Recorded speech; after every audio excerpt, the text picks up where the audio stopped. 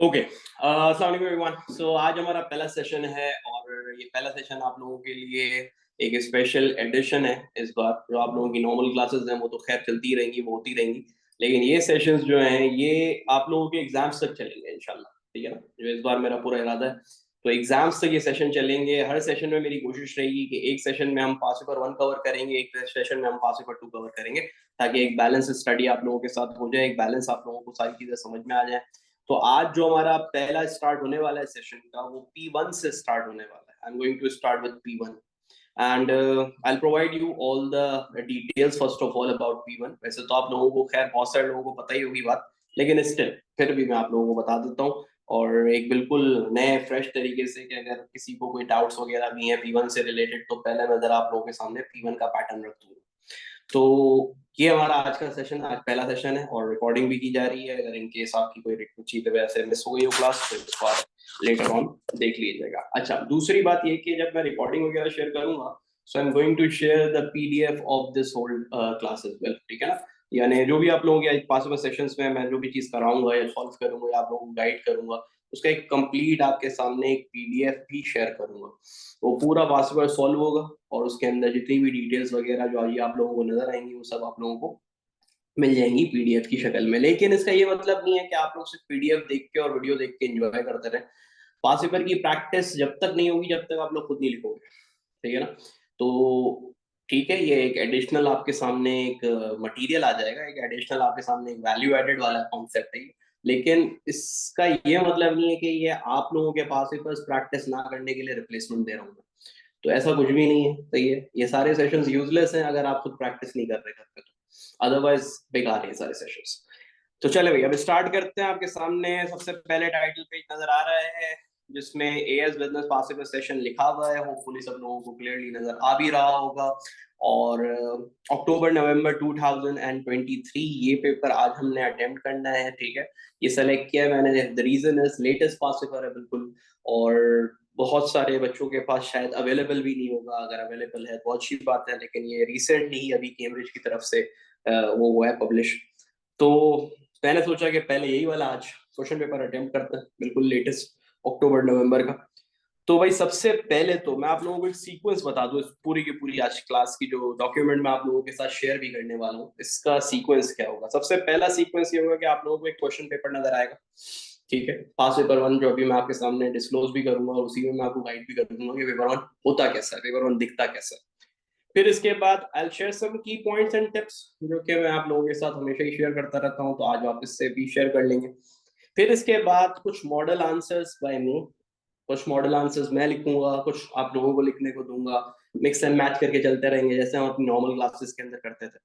और आखिरी एंड में आप लोगों के साथ इसी डॉक्यूमेंट में मार्किंग स्कीम भी अटैच हुई हुई है, सीएआई की तरफ के। ठीक है ना, यानी जो कैम्ब्रिज की तरफ से मार्किंग स्कीम है, वो भी डॉक्यूमेंट में अटैच हुई हुई होगी, कि इन केस अगर आपको कोई पॉइंट समझ नहीं आ रहा है या पॉइंट दिमाग में रिकॉल नहीं हो रहा है, तो आपके सामने फिर मार्किंग स्कीम है, उसको देख के आप अपने पॉइंट जनरेट कर लीजिएगा। So let's begin. ये आपका सीक्वेंस भी मैंने आपको बता दिया है। सही है। हाँ, ईआर अभी मैंने अटैच नहीं किया, अलीना इंशाल्लाह नेक्स्ट सेशन से फिर ईआर भी अटैच कर दूंगा, एग्जामिनर रिपोर्ट भी अटैच कर दूंगा। ठीक है, तो थैंक्स फॉर द सजेशन। इंशाल्लाह नेक्स्ट क्लास में वो भी कर लेंगे। अभी क्योंकि डॉक्यूमेंट बन गया, वरना भी टाइम लगेगा डाउनलोड करने में सब कुछ। ठीक है, चले जी, तो अब आगे बढ़ते हैं। और कैम्ब्रिज इंटरनेशनल, ये आपके सामने टाइटल पेज आ गया है, जो कि many of you are aware, already aware of. तो भाई आप देख सकते हैं पेपर 1 का आप लोगों के नाम क्या है। पेपर 1 का नाम है बिजनेस कॉन्सेप्ट 1। ठीक है, तो ये आप लोगों के पेपर 1 का नाम है, और इसके लिए आपको मिलेगा 1 hour 15 minutes बेटा, सवा घंटा। 1 hour 15 minutes का ये पेपर होता है। और इसमें there will be 2 sections, as you can see. Answer 5 question, जिसमें से 2 sections होंगे। सेक्शन ए के अंदर you have to attempt all the question. Section A is basically short answers, short question answers आपसे पूछे जाते हैं, तो शॉर्ट क्वेश्चन आंसर्स के आंसर होते हैं, और सारे करने होते हैं, कोई चॉइस नहीं होती है। सेक्शन बी में देर इज ओनली 1 क्वेश्चन, तो इसमें आपको सिर्फ एक क्वेश्चन अटेम्प्ट करना होगा, और उसको आप अटेम्प्ट करेंगे। तो भाई ये आपके सामने ये 2 चीजें इस तरीके से सेक्शन वाइज आपको डिवाइड करके दी हुई होंगी। नाउ फॉलो द इंस्ट्रक्शन, और ये सारी बातें नॉर्मल है। अच्छा, 40 मार्क का पेपर होता है भाई ये, और बहुत सारे लोगों को शायद पता भी होगा, मैंने बताया भी है क्लासेस में, लेकिन बहुत सारे लोगों को शायद पता नहीं होगा कि भाई जो आजकल ग्रेड थ्रेशोल्ड चल रहा है इस पेपर के अंदर, यानी 40 में से आपको कितने मार्क्स स्कोर करने हैं फॉर एन ए। तो भाई मैं आप लोगों को पहले भी बता चुका हूँ, ये जिस अटेम्प्ट का पेपर है ना, जो अभी हम अटेम्प्ट करने जा रहे हैं, इसके अंदर उसने 35 आउट ऑफ 40 पे ए दिया है भाई, जो कि मेरा ख्याल है 80% से भी ऊपर बन जाता है। सही है ना, 90% के करीब करीब हो गया ये। तो भाई इतना हाई थ्रेशोल्ड चल रहा है, दिमाग बना के रखो, पेपर वन में स्पेशली, ये पेपर वन के अंदर मांग रहा है फुल परफेक्शन। ये आपको बोल रहा है कि भाई मुझे फुल परफेक्ट पेपर चाहिए, गलती वलती की गुंजाइश नहीं है, कोई चॉइस वॉइस में छोड़ के नहीं जाना कोई चीज। सही है। तो पेपर वन में तो ये बोल रहा है कोई एरर के चांस ही नहीं होने चाहिए, बिल्कुल सीधा सीधा पेपर है, किस बात का एरर है। यानी इसका मतलब है सीधा सीधा, जिस बच्चे ने जरा सी भी हल्की पढ़ाई करी है वो अभी इसको ग्रेड देने के मूड में ही नहीं है। तो 35 आउट ऑफ 40 वही बच्चा लाएगा जिसने सारी चीजें कवर की हुई होंगी, जिसने सारी क्लासेस वगैरह पढ़ी हुई होंगी, सही तरीके से सुना होगा, नोट्स को पढ़ा होगा, याद किया होगा। चले खैर, तो ये आपके सामने थ्रेशोल्ड आ गया। अच्छा थ्रेशोल्ड ये मैंने ए का बता दिया है। अच्छा दो दो मार्क्स कम करते रहो तो आपको बी का पता चल जाएगा। 35 के ऊपर ए है तो 33 के ऊपर बी हुआ, 31 के ऊपर सी हुआ। अब इससे नीचे तो छोड़ ही दो, फिर फायदा ही नहीं है इससे नीचे का डिस्कस करने की, बात ही नहीं हो। यानी 31 पे भी सी आ रहा है। सही है। So you need a lot of practice. You need a lot of seriousness now before the papers. Business ठीक है, हल्का सा एक सब्जेक्ट समझने में पॉइंट ऑफ व्यू से अच्छा है, लेकिन अटेम्प्ट करना आपके सामने ही है कि कितना ज्यादा इसको ये अब डे बाय डे डिफिकल्ट करता जा रहा है। Now I am showing the question paper in front of you. पहले हम क्वेश्चन पेपर को जरा थोड़ा सा स्टडी करेंगे, ऑब्जर्व करेंगे, और इसके बाद जाकर हम क्या करेंगे, इसके बाद जाकर हम करेंगे इसको सॉल्व। सो ये आपके सामने आ गया भाई क्वेश्चन पेपर। क्वेश्चन पेपर के अंदर आप देख सकते हैं पहले सेक्शन ए गिवन होता है, जिसके अंदर देयर आर 4 पार्ट्स, और ये चारों पार्ट आपको अटेम्प्ट करने होते हैं। सही है। और इसमें कोई चॉइस नहीं होती है, इसके अंदर कोई चॉइस नहीं होती है। दूसरा सेक्शन बी होता है, ये लॉन्ग क्वेश्चन होते हैं 8 और 12 वाले, इसमें से कोई भी एक करना होता है। अच्छा पहले ही बता दूं, डेढ़ होशियारी कोई ना करे। सही है। बहुत सारे लोग डेढ़ होशियार सवा होशियार बनने की कोशिश करते हैं, वो क्या करते हैं 5 का ए अटेम्प्ट करते हैं और 6 का बी अटेम्प्ट कर लेते हैं। सही है ना। तो बेटा ये यहाँ पे सीआईज का पेपर है, ठीक है ना, ये मैट्रिक या सिंध बोर्ड नहीं है कि जिसमें आप एग्जामिनर को बिल्कुल पागल बना दोगे, बेवकूफ बना दोगे। वो क्या करेगा फिर, सिंपल जो पहले अटेम्प्ट किया होगा वो चेक कर लेगा। सही है ना। यानी तुमने 5 ए अटेम्प्ट किया और 6 बी अटेम्प्ट किया, तो वो सिर्फ 5 ए को चेक कर लेगा, 6 बी को देखेगा ही नहीं। गया आपका बी पार्ट। तो होशियारी जरा कम, सही है, जो है वैसे ही करना है, या तो पूरा का पूरा 5 अटेम्प्ट करना है या पूरा का पूरा 6 अटेम्प्ट करना है। डेढ़ होशियारी नहीं दिखानी, होशियारी करने के वहां पे ज्यादा जैसे कहते हैं फ्रॉड करने की कोशिश नहीं करनी है ना। सेक्शन ए की तरफ अब मैं आ रहा हूँ आपके सामने। सेक्शन ए के अंदर I read all the questions. अच्छा बहुत सारी जगहों पे जो जो भी इस वक्त मेरे पास इस वक्त ग्रुप में ऐड है अभी बच्चे, हर जगह से ही ऐड है, तो हर जगह पे हमने सारा कोर्स अभी कवर नहीं किया है। तो जितना कोर्स कवर हुआ है उस हिसाब से आप लोग अटेम्प्ट करो भाई। सही है। आप लोगों को जरूरी नहीं है अभी आप पूरे पासों पर अटेम्प्ट कर लो, अभी still if you are covering the syllabus, हाँ अच्छा है, अगर पूरा सिलेबस हो गया तो आप पूरा ही कर सकते हैं, लेकिन स्टिल कुछ जगहों पे कुछ कुछ चीजें बाकी हैं, तो कोई बात नहीं है, आप वो वाला क्वेश्चन स्किप कर दें। इसको बहाना ना बनाए पास पेपर ना करने का। सही है ना। यानी अगर 3 अटेम्प्ट्स हो गई हैं, 3 यूनिट्स आप कर चुके हैं, या आप 4 यूनिट्स कर चुके हैं, तो ओके, इट्स डजंट मैटर, आप सिंपल कोई पास पेपर उठाइए रैंडमली और उसके अंदर वो वाले पेपर अटेम्प्ट कीजिए, वो वाले क्वेश्चन अटेम्प्ट कीजिए जो आपने कवर कर लिए। इसको बैठ के कि नहीं नहीं सिलेबस पूरा मेरा कंप्लीट होगा मैं फिर ही ईयरली पे जाऊंगा, तो ये बेवकूफी करने की जरूरत नहीं है। चले भाई, अब बातें बहुत सारी हो गई, गाइडलाइंस हो गई, अब आपके सामने जरा थोड़ा सा डिस्कस कर लेते हैं इस पास पेपर को। अच्छा एक और जिससे मैं कहना चाहूँ, चलो पहले डिस्कस कर लेते हैं फिर मैं तुम लोग को टेक देता हूँ। सही है। अच्छा सबसे पहले सेक्शन ए को अभी देखते हैं, सिर्फ सेक्शन बी को फिर बाद में देखेंगे, सेक्शन ए पे फोकस करते हैं। सबसे पहला क्वेश्चन बेटा आप लोगों को नजर आ रहा है, क्वेश्चन नंबर 1A। और 1A में क्या लिखा हुआ है, define the term labour turnover. Labour turnover, labour turnover किसे कहते हैं भाई, you all know labour turnover कहते हैं the ratio, the percentage that how many workers are leaving your organisation in a given period, in a given year. यानी आपके कितने workers छोड़ के जा रहे हैं आपको, this is called labour turnover.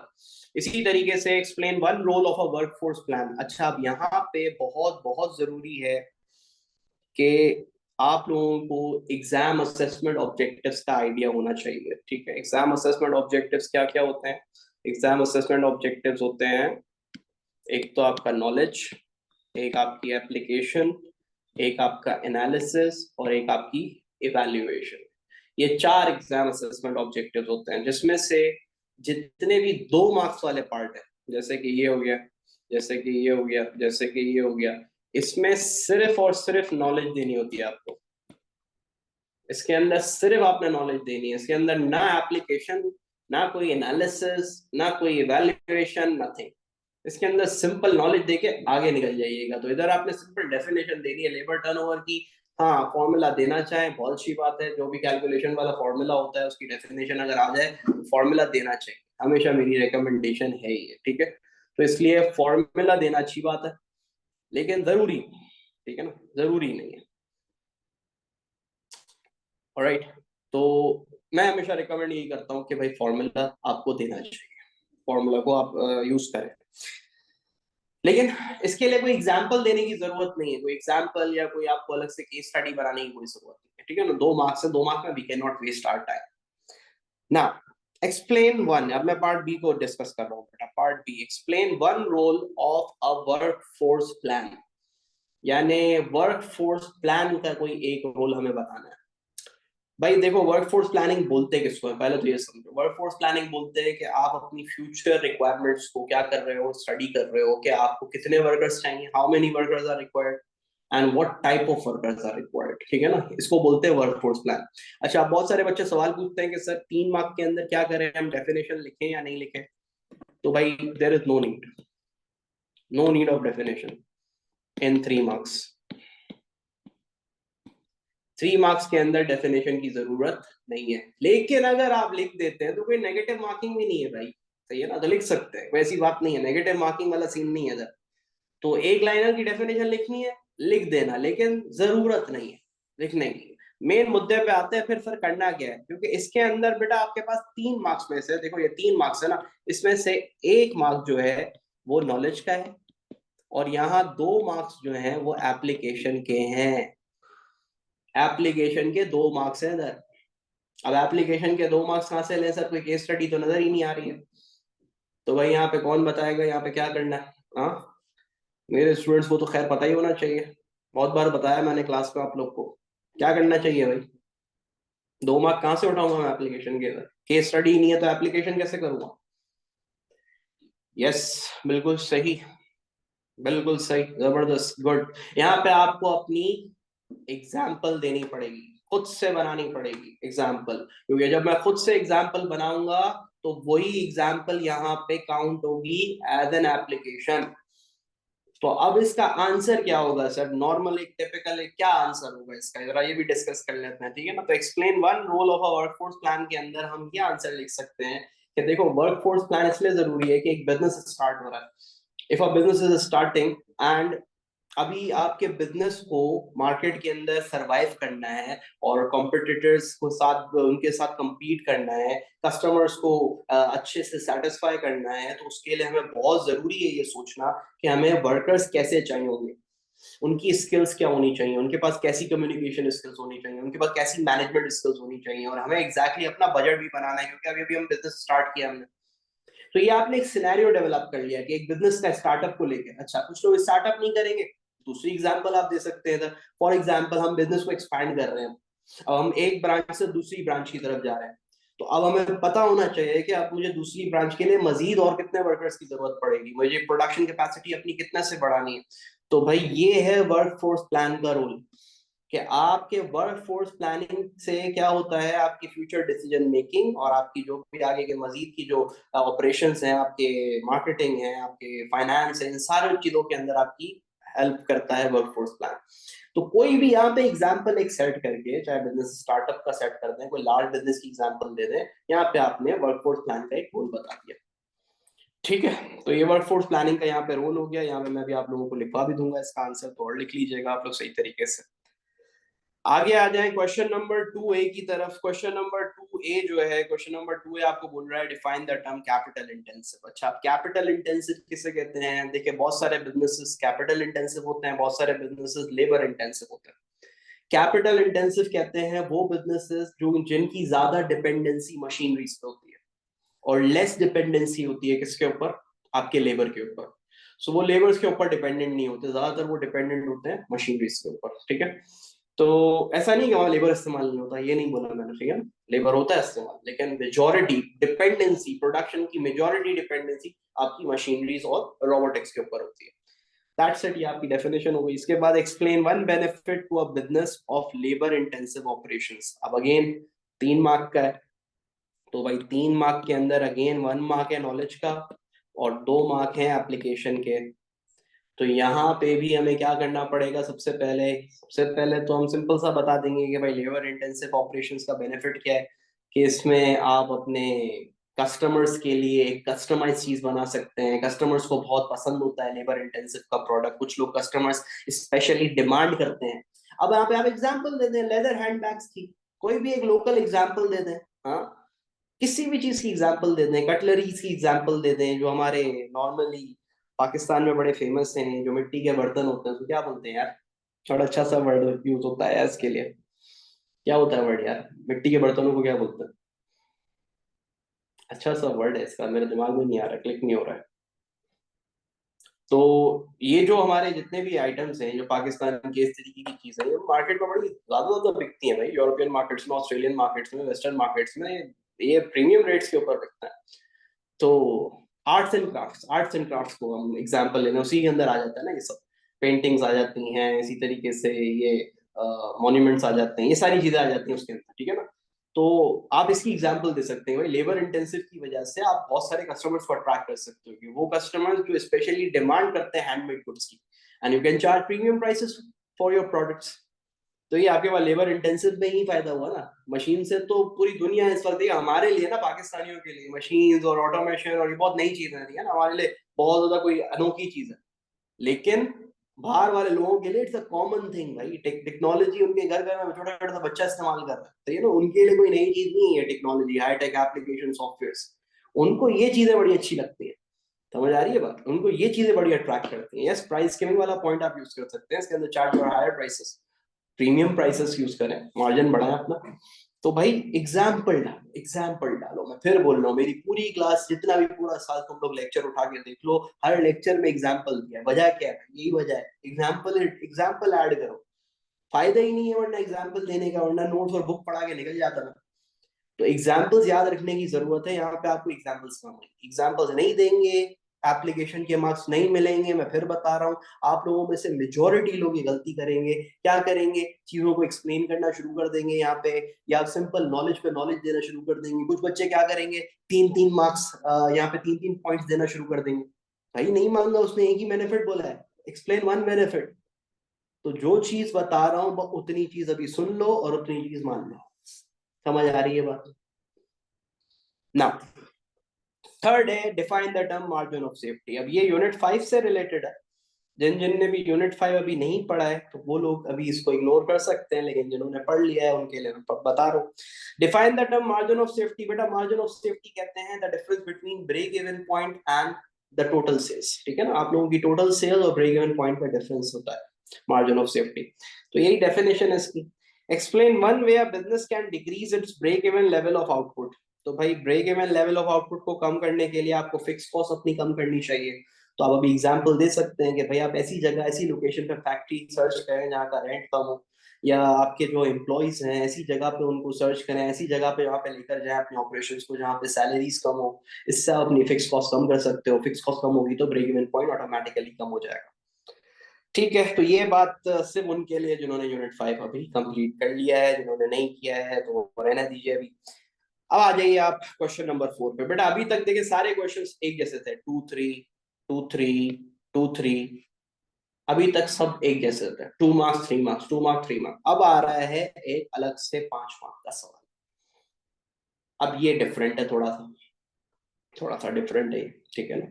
इसके अंदर आपको अब क्या करना पड़ेगा भाई, इसके अंदर आपको करना पड़ेगा, पहले चले सवाल समझते हैं। Analyse one way that a business may be affected by a dynamic business environment.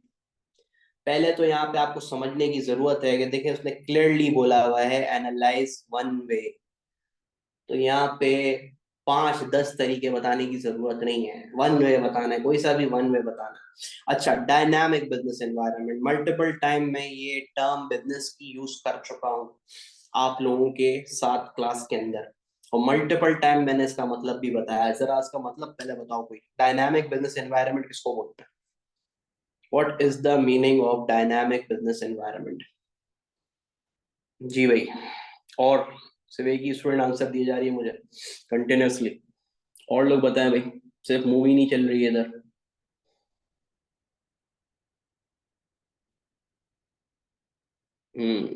Good,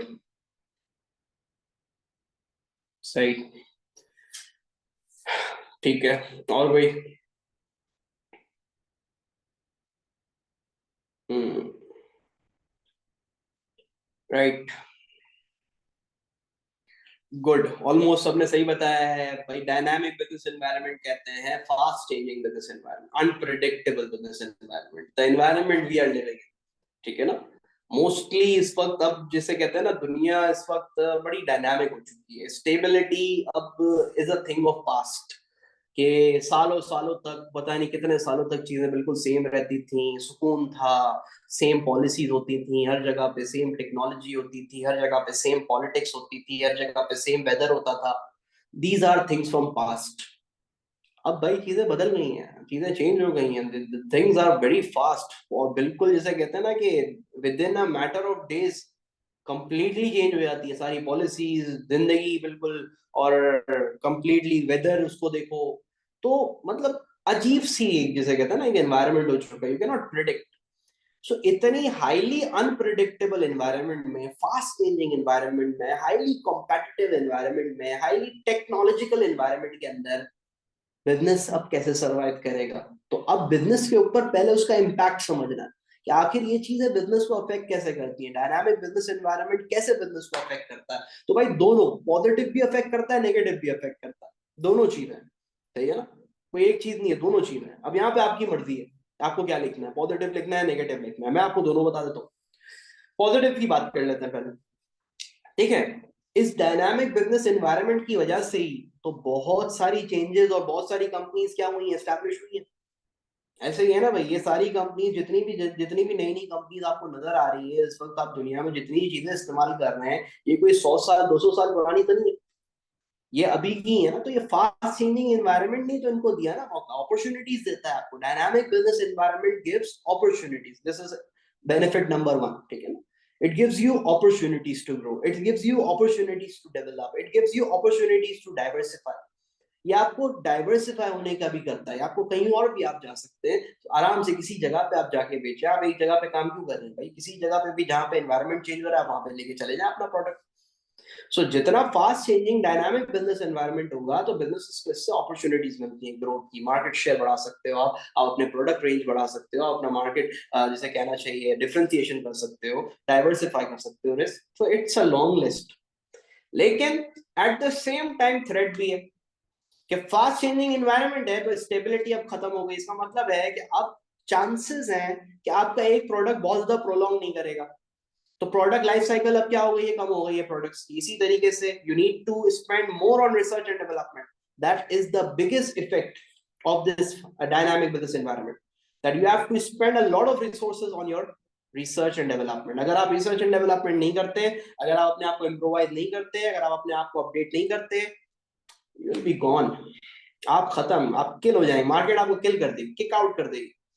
सो ये डायनामिक बिजनेस एनवायरनमेंट में अब स्टेबिलिटी बहुत मुश्किल हो गई है। सबसे बड़ा इम्पैक्ट ये है that you need to change, और उस नीड को, चेंज को अडॉप्ट करने के लिए you need to research, you need to spend a lot of budget on development, on market research, ये सब कुछ करना पड़ेगा। अपने एम्प्लॉइज को ट्रेनिंग देनी पड़ेगी, अपने आप को फ्लेक्सिबल बनाना पड़ेगा, सब करना पड़ेगा। देखो ना, मैं कर रहा हूँ ना यहाँ पे, तुम लोग को जूम पर पढ़ा रहा हूँ, बिल्कुल मुझे नहीं पसंद है ये, लेकिन फिर भी पढ़ा रहा हूँ। So I need to adopt because this is the need of time. मैं इस वक्त आप सब लोगों को कैसे बुलाऊंगा एक टाइम पे, बताओ मुझे। इस वक्त सारे कराची में जितने भी मेरे स्टूडेंट्स हैं सब यहाँ पे मौजूद हैं। तो यहाँ पे अब मैं एक ही टाइम पे आपको एक जगह पे कैसे बुलाता हूँ? So I need to adopt. I need to adopt, or I have adopted this. तो भाई ये फास्ट चेंजिंग एनवायरनमेंट है, आपको इसमें करना पड़ेगा, इसमें आपको यूज टू होना पड़ेगा। बिजनेस को क्या करना पड़ेगा, उसके लिए इन्वेस्टमेंट भी करनी पड़ेगी, टेक्नोलॉजी भी खरीदनी पड़ेगी, टेक्नोलॉजिकल ट्रेनिंग भी देनी पड़ेगी, ये सब करना पड़ेगा। ये बिजनेस के impacts. This is the impact of dynamic business environment on business. Got it?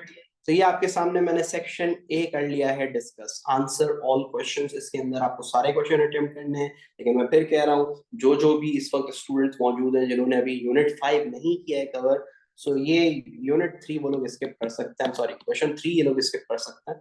Otherwise तो आप बाकी सारी चीजें कर चुके हैं मेरे साथ कवर, ठीक है ना? तो ये सारी चीजें तो आप अटेम्प्ट करेंगे। अब क्वेश्चन पेपर तो हो गया डिस्कस। क्वेश्चन पेपर डिस्कस होने के बाद now related with this section A, अभी तो सेक्शन ए सिर्फ डिस्कस हुआ, सेक्शन बी तो भी बाकी है।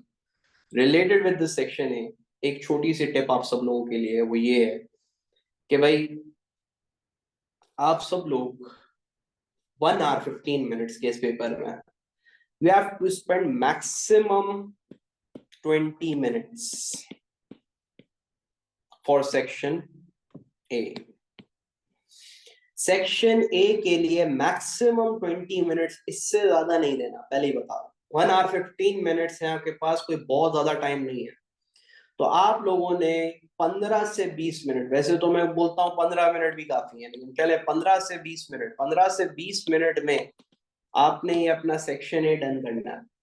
अदरवाइज अगर कोई बच्चा इसमें ही आधा घंटा लगा देता है, इसमें ही 35 मिनट लगा देता है, तो बेटा फिर थोड़ा सा डेंजर हो जाएगा, थोड़ा सा आप लोगों का सेक्शन बी जो है ना, सेक्शन बी खराब होने का चांस बढ़ जाएगा। तो इसलिए ऐसा नहीं करना है यार, ठीक है ना? ये जरा खतरनाक हो जाएगा। तो ये मेरी सबसे पहली टिप, हर बार स्टूडेंट्स को यही मैं देता हूँ सबसे पहली टिप, कि आप लोग हमेशा हमेशा सबसे पहले सेक्शन ए अटेम्प्ट करें। कुछ लोग ये भी पूछते हैं कि यार सर सेक्शन ए की जगह सेक्शन बी अटेम्प्ट कर ले पहले, अगर तो क्या होगा? भाई मैं मना करता हूँ, ठीक है ना? मैं नहीं मानता, ठीक है ना? 19 मिनट्स में, हाँ बस सही है, फिर तो ठीक है। अगर 19 मिनट के अंदर आपका हो रहा है अटेम्प्ट सेक्शन ए, तो दैट्स गुड। अगर 19 मिनट के अंदर हो रहा है तो अच्छा है, तो अच्छा अटेम्प्ट हो रहा है आपका, ये ना? तो इसलिए 20 मिनट के अंदर अंदर करना है, और सबसे पहले सेक्शन ए करना है। रीजन, क्योंकि सेक्शन ए स्ट्रेट फॉरवर्ड है, शॉर्ट क्वेश्चन, इसके अंदर कोई ज्यादा सोचना थोड़ी है, प्लानिंग थोड़ी करनी है कोई बहुत बड़ी। हाँ, अगले जो पार्ट आ रहे हैं उसमें आपने करनी है प्लानिंग, उसके अंदर प्लान करके आंसर लिखना है, डिटेल आंसर लिखना है, तो उसमें सोचना पड़ता है, थोड़ा सा पॉइंट्स बनाने पड़ते हैं, ऐसे ही थोड़ी कि बस शुरू हो जाओगे। तो इसलिए शॉर्ट क्वेश्चन आंसर्स को 20 मिनट में निपटाओ, सही है, उसको यूं निपटाओ आप, बोलो बस चलिए हो गया काम आपका। अब हम अपना फोकस लगाएंगे सारा किस पर? 8 and 12 पे। 8 and 12 के आंसर्स की क्वालिटी अच्छी होनी चाहिए आपकी। सो सेक्शन ए के लिए सबसे पहली बस यही टिप है आप लोगों के लिए। सबसे पहली टिप ये है कि सेक्शन ए अटेम्प्ट पहले करें, और दूसरा सेक्शन ए में भी 20 मिनट से ज्यादा ना करें, 20 मिनट के अंदर अंदर कोशिश करें कंप्लीट करने की। हाँ, सीक्वेंस फॉलो करने की जरूरत नहीं है भाई, ये नहीं है कि क्वेश्चन नंबर 1 ही पहले करोगे, भाई आप क्वेश्चन नंबर 3 पहले कर लो, बस मार्क से ही करना, क्वेश्चन का नंबर से ही डालना, क्वेश्चन कॉपी करने मत जाना, सही है? इतना टाइम नहीं है। ये कुछ ये भी बेवकूफी करते होंगे स्टूडेंट्स, क्वेश्चन भी लिखते होंगे, क्वेश्चन नहीं लिखना है भाई, क्वेश्चन नंबर डालें, उसके आगे पार्ट क्लियरली लिखना है, बस दैट्स इट, हो गया, उसको समझ आ जाएगा, बेवकूफ नहीं है एग्जामिनर, उसको समझ में आ जाएगा। तो अपना क्वेश्चन नंबर, उसका पार्ट इस तरीके से मेंशन कर दिया करें, और फिर कोई सीक्वेंस फॉलो करने की जरूरत नहीं है। आपको पहले क्वेश्चन नंबर 2 आसान लग रहा है, आप क्वेश्चन नंबर 2 पहले अटेम्प्ट कर लो, क्वेश्चन नंबर 4 पहले सही लग रहा है, क्वेश्चन नंबर 4 कर लो, but please mention this section, section mention करें, ठीक है ना? इसके अलग आपको शीट मिलेगी, आपको गिवन स्पेसेस नहीं मिलेंगे पेपर 1 में, तो इसलिए आपको अलग से शीट मिलेगी, you have to label it correct everything. When you are starting your paper, you have to label it everything। यानी आपको सेक्शन ए करना है तो आप लिखें यहाँ पे सेक्शन ए, फिर आपको क्वेश्चन नंबर 2 करना है तो आप क्वेश्चन नंबर 2 लिखें, और उसका पार्ट ए लिखें। अब आप करें आंसर्स जो आपको करने। समझ आ गई बात? चलो, अच्छी बात है। यहाँ तक कोई सवाल सेक्शन ए से रिलेटेड? एक और सवाल आया है कि सर 5 मार्क में इसका ब्रेकअप बता दें, तो देखिए इसके अंदर भी आपने डेफिनेटली क्वेश्चन नंबर 5 जो है आपका, ये 5 मार्क का जो सवाल है, उसमें आपका जो पैटर्न हो जाता है एप्लीकेशन का और नॉलेज का, उसके मार्क्स आपके ऑलमोस्ट इक्वल ही है, लेकिन एप्लीकेशन के मार्क्स अभी भी थोड़े ज्यादा ही आपको देंगे वो लोग, ठीक है ना। यानी इसके अंदर आपको थोड़ी बहुत एनालिसिस भी करनी है। थोड़ी बहुत एनालिसिस का मतलब है कि वीक एनालिसिस हो, बहुत ज्यादा डिटेल ना हो, बहुत ज्यादा लंबी नहीं करनी है। कुछ बच्चे 5-5 मार्क्स में पूरा पूरा पेज लिख देते हैं, तो ऐसा भी नहीं करना, ठीक है। 1 पॉइंट बताना है, 1 पॉइंट से ज्यादा बताने की नीड नहीं है। हाँ, डायनामिक बिजनेस एनवायरनमेंट की definition again it's a good start, not necessary but it's a good start, सही है। तो उसके ऊपर आप स्टार्ट लो, अपना पॉइंट बताओ, एक एग्जांपल के साथ बिजनेस को रिलेट कर दो यहाँ पे डायनामिक बिजनेस एनवायरनमेंट में। तो ऑलमोस्ट वही वही पैटर्न आपने रखना है, 2-3 मार्क्स वाला ही पैटर्न है। बस ये क्या है कि थोड़ा कंटेंट थोड़ा सा ज्यादा डिटेल में आपको बात लिखनी है, एनालिसिस भी थोड़ा सा नजर आना चाहिए। अच्छा भाई, अजान हो रही है, रिकॉर्डिंग में थोड़ा पॉज कर रहा हूँ, फिर मैं स्टार्ट करता हूँ अजान।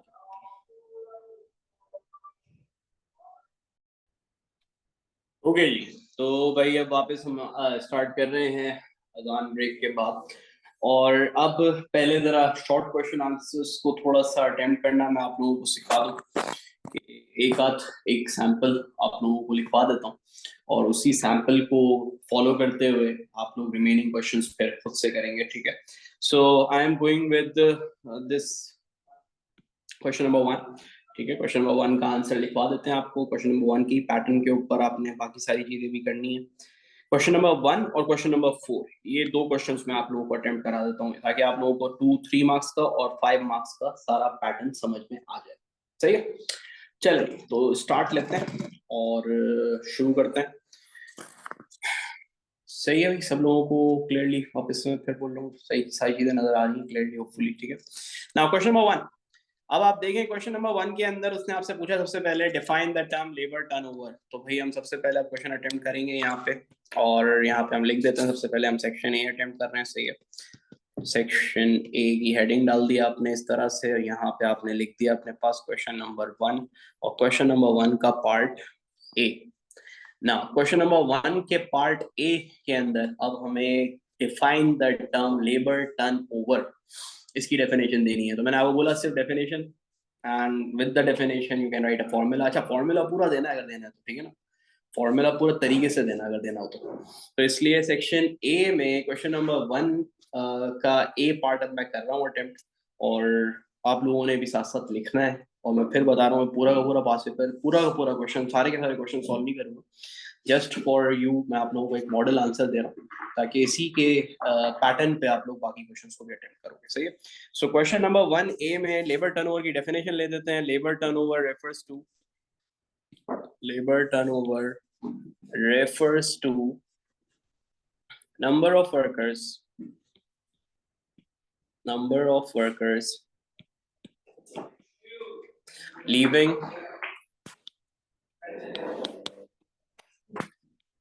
an organization, leaving an organization,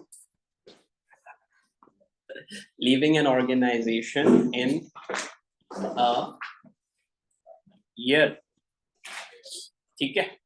तो ये आपके पास एक रेशो आ गया, और इस रेशो के हिसाब से आपके पास ये, अब मैं फॉर्मूला लिखने जा रहा हूँ, और फॉर्मूला आपके सामने आ जाएगा। Labour turnover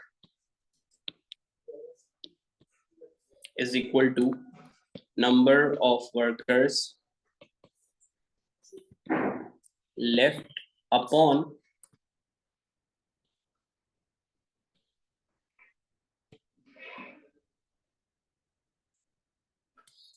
total number of employees multiply by 100। तो ये आपके पास आ गया इसका पार्ट ए का आंसर, ठीक है। तो ये आपके पास लेबर टर्नओवर का आंसर आ गया। Labour turnover refers to the number of workers leaving an organisation in a year, और लेबर टर्नओवर का फॉर्मूला भी मैंने लिख दिया है। और इसके आगे कुछ भी नहीं करना है, 2 मार्क्स के अंदर दिस इनफ, 2 मार्क्स में बहुत है, सही है। अच्छा, अब पार्ट बी हम अटेम्प्ट करते हैं, और पार्ट बी में देखते हैं उसने हमसे क्या पूछा। पार्ट बी के अंदर उसने हमसे पूछा है भाई, explain one role of a work force plan. तो भाई वर्क फोर्स प्लान का क्या काम है, वर्क फोर्स प्लान का पहले हम काम बताते हैं, फिर उसके अंदर उसकी एग्जाम्पल भी लिखते हैं। तो वर्क फोर्स प्लान का काम होता है, work force plan used to analyze the requirements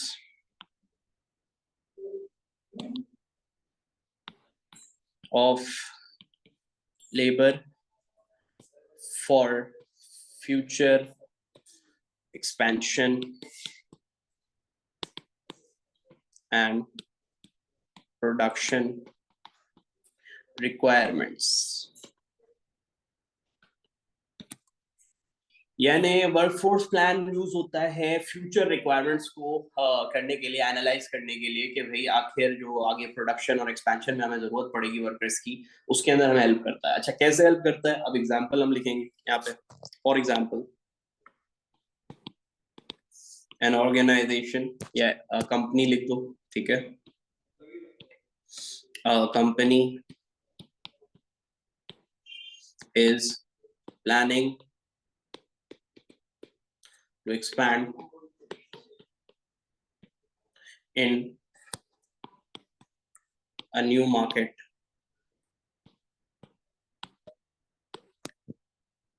in a new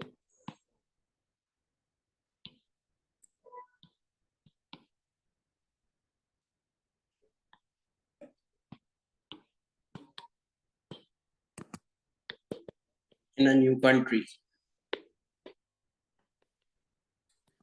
where a different language is used, where a different language is used। और इसी में अंदर हम यहाँ पे लिखेंगे, so workforce plan will help a company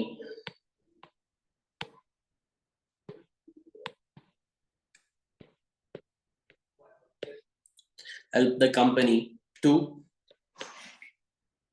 recruit the workers according to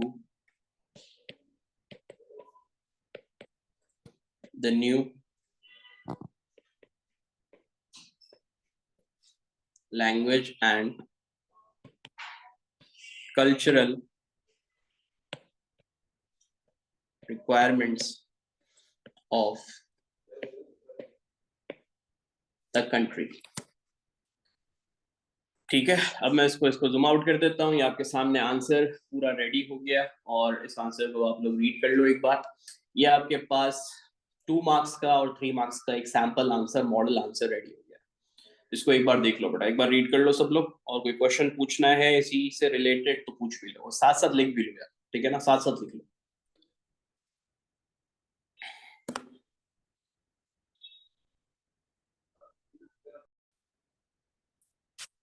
चलिए, अब हम क्वेश्चन नंबर 4 की तरफ मूव करते हैं। 2 मार्क्स और 3 मार्क्स का पैटर्न आप लोगों ने देख लिया कैसे होता है। मैं आपको फिर इसके अंदर एक आइडेंटिफाई भी करवा दूं। देखो, आइडेंटिफिकेशन क्या है कि इसमें आपने ये जो डेफिनेशन दी है या ये जो आपने फॉर्मूला दिया है, ये प्योर नॉलेज है। इसके अंदर आपने कुछ एक्सप्लेन तो किया ही नहीं है, ठीक है ना। 2 मार्क के अंदर आपके जो होते हैं ये नॉलेज के मार्क्स होते हैं, लेकिन जब आप 3 मार्क का सवाल अटेम्प्ट करते हैं, जैसे ये 3 मार्क का है, तो उसके अंदर आप ये देखें, यहां से लेकर यहां तक ये नॉलेज है, ठीक है ना। ये आपने नॉलेज दी थी कि हाँ भाई इसलिए इस्तेमाल होती है वर्कफोर्स प्लानिंग। लेकिन फिर यहां से लेकर यहां तक ये जो आपका पूरा एरिया है, ये क्या है? ये प्योर एप्लीकेशन है। यानी ये आपने एप्लीकेशन को डेवलप करना है। ये नहीं कि भाई एक एग्जांपल, एक नाम दे दिया है, किसी कंपनी का नाम लिख दिया तो एप्लीकेशन के मार्क्स नहीं मिलेंगे। एप्लीकेशन के लिए भी आपको डेवलप करना पड़ेगा अपने आंसर को, यानी डेवलप्ड एप्लीकेशन चाहिए। एप्लीकेशन के भी लेवल होता है, एप्लीकेशन 1, एप्लीकेशन 2। तो एक कॉमन सी एप्लीकेशन तो ये है कि जैसे आपने एक वन वर्ड लिख दिया किसी भी चीज का, एक एप्लीकेशन, एक एग्जांपल का नंबर दे दिया, एक एग्जांपल कंपनी का नाम दे दिया, तो ये होता है एप्लीकेशन, 1 मार्क मिलेगा उसका। लेकिन ये इस तरीके की एप्लीकेशन देना जिसमें आपने पूरा सिनेरियो बनाया, एक छोटी सी केस बनाई और उसके थ्रू आपने अपने आंसर को समझाया, दिस इज डेवलप्ड एप्लीकेशन। तो इसके अंदर आपको एप्लीकेशन के मार्क्स पूरे मिल गए। ठीक है, क्लियर है बात? चलिए अब आगे बढ़ते हैं और अब हम आते हैं क्वेश्चन नंबर 4 की तरफ। क्वेश्चन नंबर 4 के लिए, अब क्योंकि वो 5 मार्क्स का होता है और 5 मार्क्स के अंदर डेफिनेटली आपको कंटेंट ज्यादा देना है, अब जाहिर है मार्क्स भी ज्यादा आ गए ना, नॉलेज के मार्क्स भी फिर अब 2 आ गए, फिर इसी तरीके से एप्लीकेशन की भी मार्क्स बढ़ गए, और अब यहाँ पे थोड़ी बहुत आपको इवैल्यूएशन भी देनी पड़ेगी, हम सॉरी इवैल्यूएशन एनालिसिस भी देनी पड़ेगी। तो ये जरा थोड़ा सा डिटेल्ड में आंसर लिखा जाएगा, लेकिन ऐसा भी इसका मतलब नहीं है कि आप पूरा पेज ही निकाल दो उसके लिए, ऐसा भी नहीं बोला मैंने, सही है। तो एक अगेन आपको मॉडल आंसर क्वेश्चन नंबर 4 के लिए भी लिखवा देते हैं। सवाल क्या पूछ रहा है वो, analyse one way that a business may be affected by a dynamic business environment. So it's better that we should start with the definition of dynamic business environment first. ठीक है, what is the meaning of dynamic business environment, यहाँ से start लेते हैं हम। तो भाई ये डायनामिक बिजनेस एनवायरनमेंट होता क्या है, पहले इस पे बात कर लेते हैं। Dynamic business environment refers to a fast changing environment including changes in technology, competition, economics,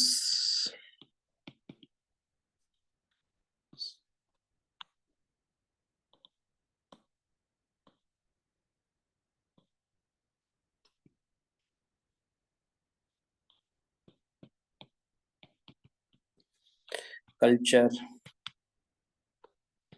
and trend।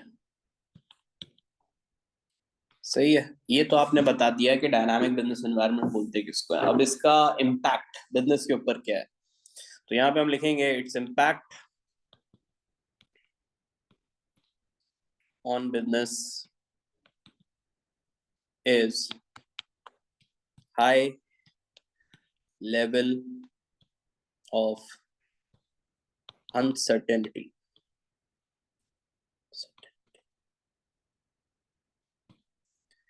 Uncertainty बढ़ जाती है, अनसर्टेनिटी का मतलब कि किसी भी टाइम कुछ भी हो सकता है, तो यार अब यहाँ पे हम एक एग्जांपल देके बात को समझाएंगे किस तरीके से अनसर्टेनिटी कहाँ से आ जाती है, ठीक है। यहाँ लिखेंगे हम for example a business operating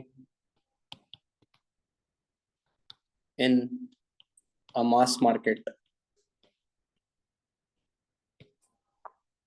will need to be adaptive and flexible due to vast and rapid changes in customer needs and wants, and there are many new companies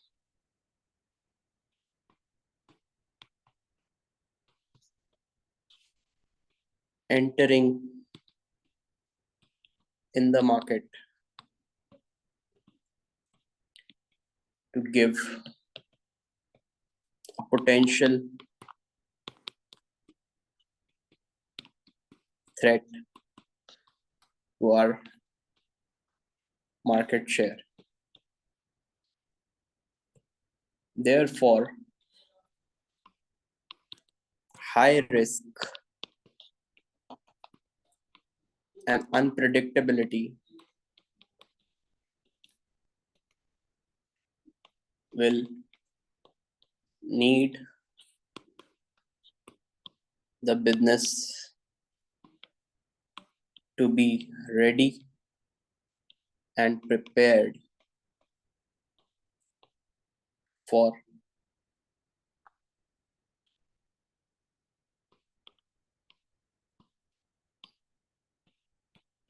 the changes। ये भाई आपके सामने 5 mark का एक sample answer है, फिर बोल रहा हूँ सैंपल है, मॉडल है, ठीक है ना, जरूरी नहीं है यही आंसर सही है। इसके अलावा भी आपके दिमाग में कुछ और आता है पॉइंट, आप लिख दो भाई। आप इसके अच्छा पॉइंट लिख दो, इससे अच्छी कोई एग्जांपल दे दो। ये एक मॉडल आंसर, जिससे आपको आइडिया हो जाएगा कि आपको अटेम्प्ट कैसे करना है 5 मार्क का सवाल, ठीक है ना। तो these are model answers, these are not the only answers you can write it, these are model answers. Model answers का मतलब यही होता है कि एज अ सैंपल के तौर पे आप इस्तेमाल कर सकते हैं, ताकि आपको आइडिया हो जाए कि आप 5 मार्क का सवाल कैसे अटेम्प्ट करेंगे। तो ये आपके सामने 5 मार्क का आंसर रेडी है, इसको भी एक बार नोट कर लें अपने पास। और फिर इसके बाद वो जो रिमेनिंग 2 क्वेश्चंस हैं, ये अब आप लोगों ने करना है। सही है, ये मैं आपके सामने पूरा पेज रख देता हूँ जूम आउट करके। सही है, आप लोगों के सामने आ जाएगा ये पूरा पेज, होपफुली सबको नजर आ रहा होगा। सही है बेटा, पूरा पेज नजर आ रहा है ना भाई सबको क्लियरली? ऊपर वाला तो तुम लोगों ने पहले ही कर लिया होगा, खैर। तो ये आप लोगों के सामने बेटा आंसर हो गया रेडी। और now you have to attempt question number 2 and 3। Question number 2 and 3 start करें, फिर हम डिस्कस करते हैं क्वेश्चन नंबर आगे का जो है 8 और 12 डिस्कस करते हैं। चलो शुरू करें।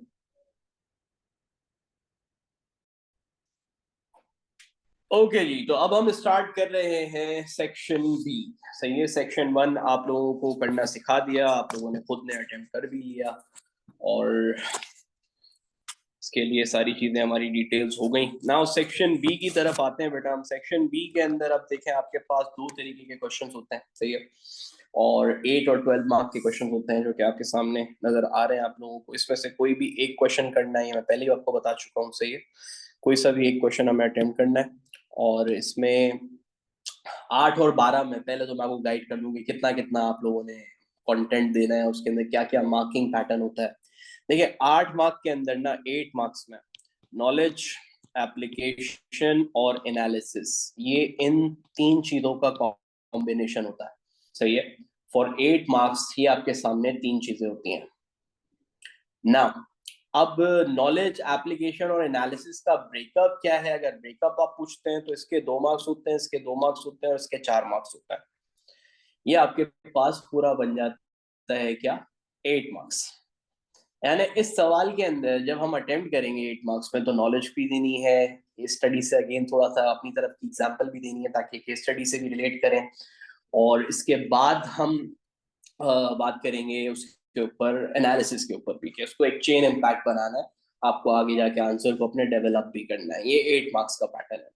और 12 मार्क की जब हम बात करते हैं, तो भाई 12 मार्क के अंदर आपको सब कुछ देना है, नॉलेज, एप्लीकेशन, एनालिसिस और साथ साथ इवैल्यूएशन भी।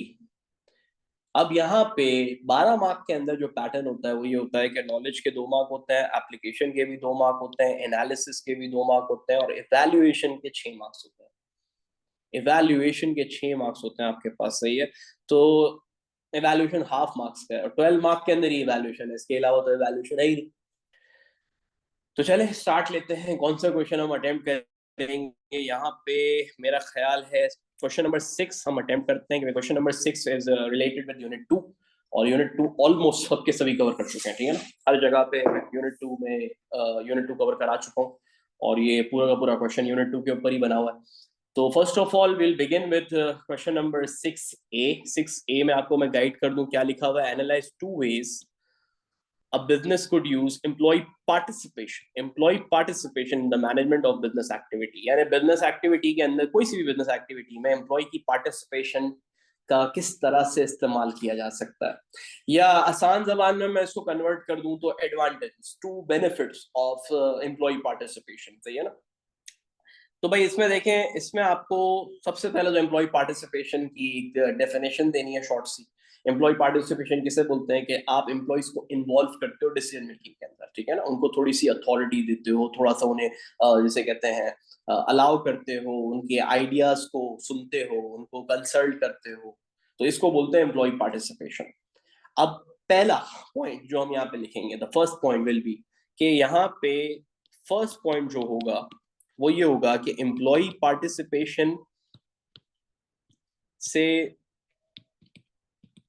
आपका जो सबसे पहला बेनिफिट होता है वो ये होता है कि इनोवेटिव आइडियाज, आपके पास इनोवेटिव आइडियाज आ जाता है। यानी बिजनेस को बहुत सारे आइडियाज मिलते हैं। अब जब आइडियाज उसको बहुत सारे मिलेंगे तो होगा क्या कि देखो आइडियाज से आप अपने प्रोडक्ट डेवलपमेंट को स्ट्रॉन्ग कर सकते हो। यानी आप एक अच्छा प्रोडक्ट बना सकते हो, एक नया प्रोडक्ट बना सकते हो, मार्केट के अंदर एक नया प्रोडक्ट लॉन्च कर सकते हो। और जब आपके नया प्रोडक्ट लॉन्च होगा तो फिर नया प्रोडक्ट लॉन्च होने से आपके प्रोडक्ट बिजनेस के पास यूनिक सेलिंग पॉइंट डेवलप हो सकता है और आपके पास कॉम्पिटिटिव एडवांटेज आ सकता है। यानी आप वो चीज बना लोगे जो कॉम्पिटिटर के पास है ही नहीं। सही है ना। इसके बाद आप इसी चेन को आगे कंटिन्यू करो तो आप ये लिख सकते हो कि आप अपने कस्टमर्स को बेहतर तरीके से सेटिस्फाई कर सकते हो, उनके लिए वैल्यू ऐड कर सकते हो, because now the employ will take in trust, because employ will be motivated. यानी ये कंप्लीट पैकेज बनेगा। अब यहाँ पे जो प्रोडक्ट डेवलपमेंट वाली बात करी है मैंने, इसके अंदर आप एक कोई लिंक दे दो, आप कोई सा भी एक कंपनी की एग्जांपल दे दो कि भाई एक स्मार्टफोन कंपनी है, वो अपने एम्प्लॉयज को क्या करेगी, पार्टिसिपेट करेगी। तो भाई एम्प्लॉयज की पार्टिसिपेशन से हो सकता है उस मोबाइल के अंदर हम एक नया फीचर ऐड कर दें, कोई एक ऐसा नया पैटर्न वो कर दें ऐड, या उसका डिजाइन या उसका पैकेजिंग ऐसा चेंज कर दें जिससे कस्टमर्स अट्रैक्ट हो जाए हमारी तरफ और कॉम्पिटिटर्स के साथ हम एक एडवांटेज ले सकें। तो कोई सी भी एक बिजनेस एग्जांपल आप इसमें एसोसिएट कर देंगे और अपनी बात को आप समझा देंगे। देखिए इधर ज्यादा मार्क एनालिसिस है, ठीक है। यहाँ पे एग्जाम्पल देने के मार्क्स लिमिटेड है, नॉलेज के मार्क्स लिमिटेड है, समझाने के मार्क्स ज्यादा। तो चेन जितनी स्ट्रांग बनेगी, एरोज जितने स्ट्रांग बनेंगे, इम्पैक्ट जितना स्ट्रांग बनेगा, उतने ज्यादा मार्क्स बनेंगे। तो यहाँ पे असल है एनालिसिस। 8 मार्क के अंदर एनालिसिस बहुत अच्छी होनी चाहिए। तो फर्स्ट पॉइंट हमारा हो गया कि ये आपको इनोवेटिव आइडियाज, क्रिएटिविटी पे बड़ी हेल्प करेगा, पार्टिसिपेशन।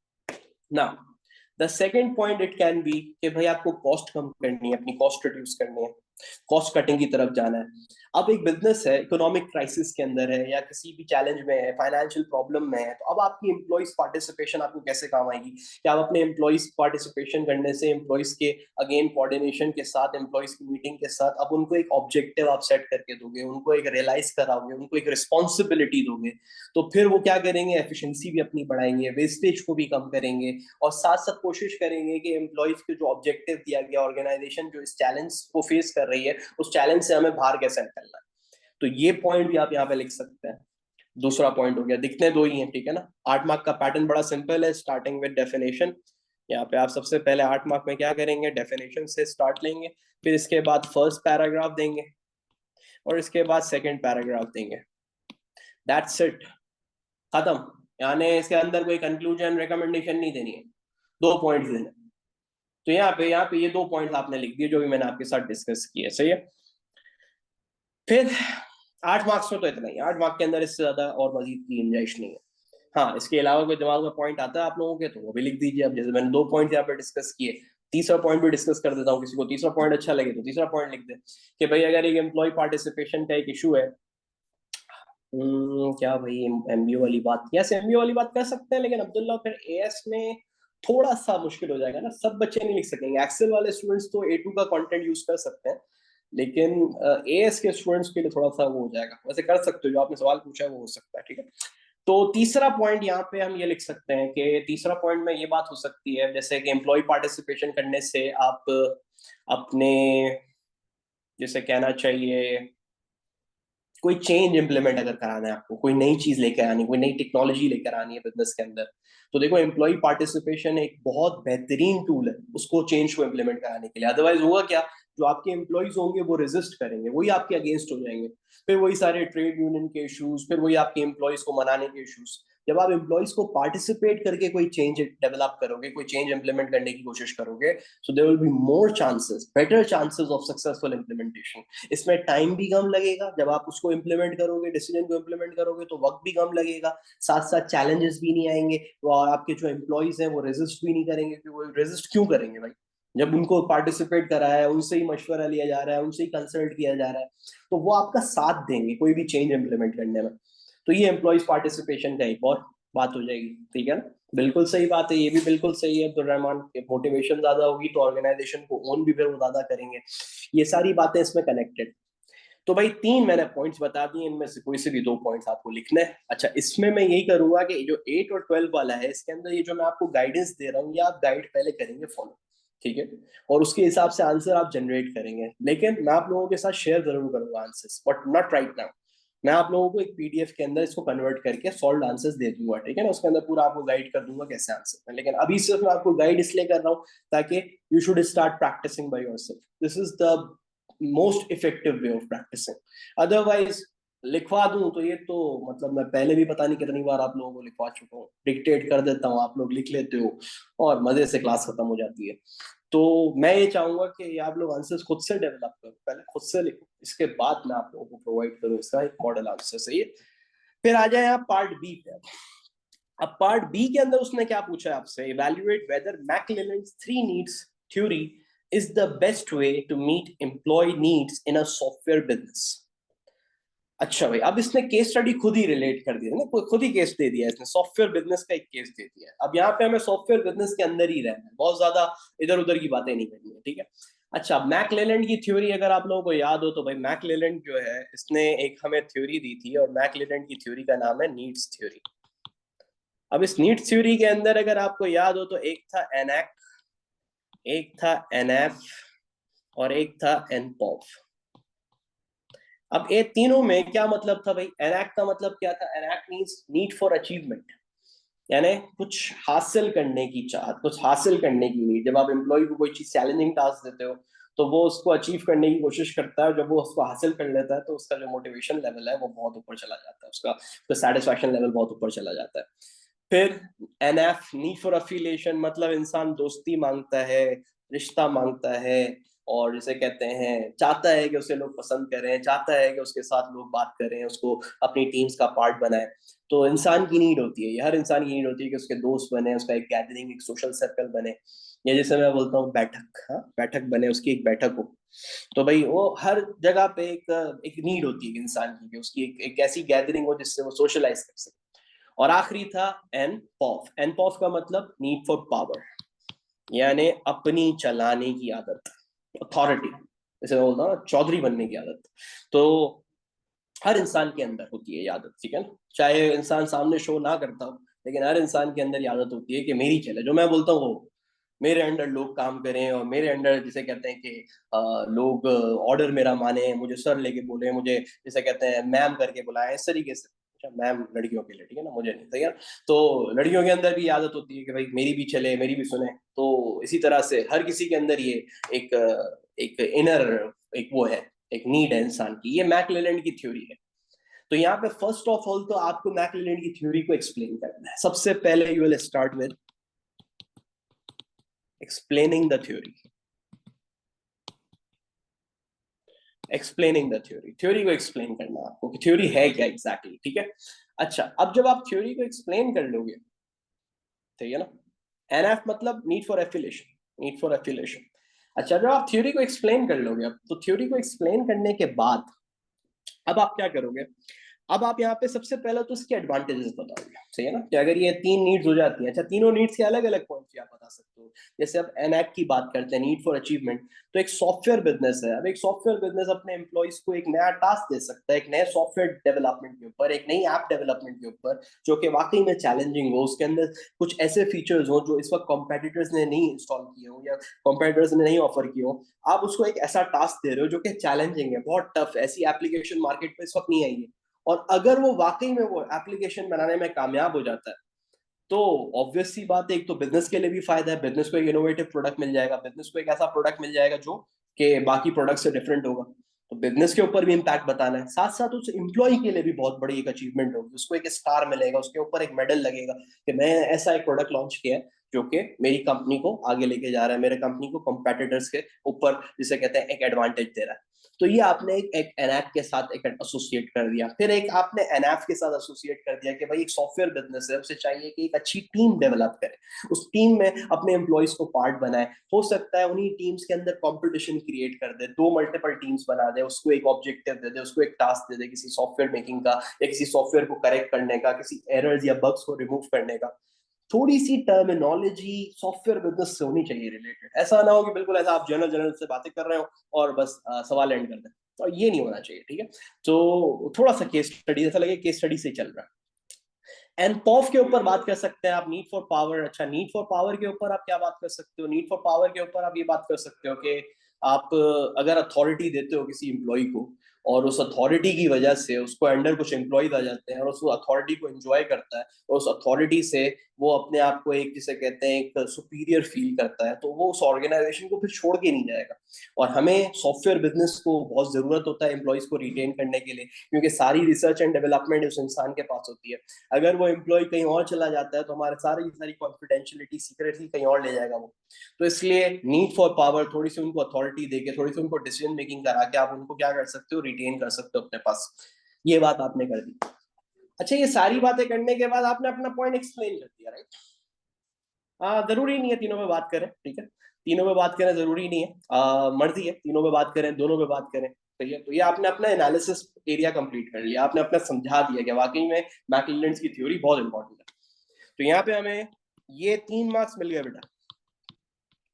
ये 3 मैंने आप लोगों को यहाँ पे बता दिए कि कैसे करना है। अब आती है बात इवैल्यूएशन, जिसके कितने मार्क्स हैं भाई? जिसके मार्क्स हैं 6। 6 मार्क्स है इवैल्यूएशन। इवैल्यूएशन किसे कहते हैं? इवैल्यूएशन कहते हैं काउंटर आर्ग्यू करने को, ऑपोजिट आर्ग्यूमेंट्स देने को। यानी जब आप कोई ऑपोजिट बात करते हो अपने जो कंपेटिटर्स है, सॉरी, आपका जो पॉइंट है, आपका जो अभी इस वक्त आपने एनालिसिस दिया है, उसके ऑपोजिट बात करना, कुछ जैसे कहते हैं क्रिटिकल आर्ग्यूमेंट लाना, काउंटर आर्ग्यूमेंट करना, अपनी तरफ से कोई बात करना। तो अब यहाँ पे हम थोड़ी सी इसकी इवैल्यूएशन करेंगे, इस थ्योरी की थोड़ी सी लिमिटेशंस बताएंगे कि भाई ये जो थ्योरी है ये बहुत अच्छी थ्योरी है, नो डाउट, लेकिन ये थ्योरी पूरी की पूरी बेस करती है एक इंसान की रिसर्च पे।